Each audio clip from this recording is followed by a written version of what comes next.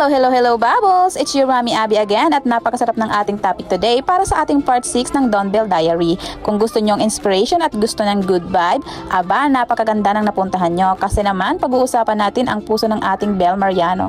Grabe guys, mapapawaw talaga kayo sa ginawa niya. Ready na ba kayo? Tara na! Alam nyo, sa dami ng balita ngayon, minsan nakakalimutan na natin yung mga tunay na nakakapagpainit ng puso. Pero itong ginawa ni Bel, naku, ibang level.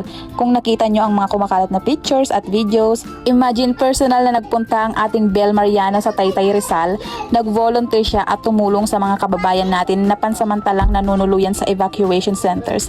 Napakabait, diba?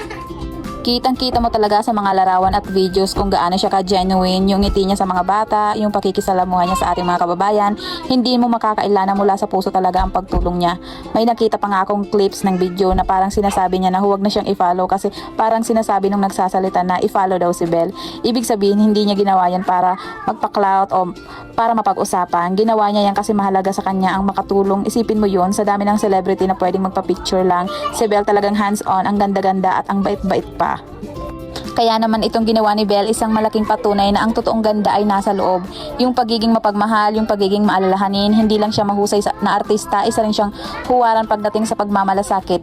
Sana ay marami pa ang ma-inspire sa ginawa niya. Isa siyang paalala sa gitna ng anumang hamon, ang pagkakaisa at pagtutulong sa kapwa ang pinakamahalaga. Kaya naman bigyan natin ng malaking thumbs up ang ating Bel Mariano. Very good, Bel. Nakaka-proud ka. Kaya kayo mga kababos, anong masasabi niyo sa ginawa ni Bel? Hindi ba't nakakapagaan ng pakiramdam? I-share niyo sa comment section sa baba ang inyong mga thoughts.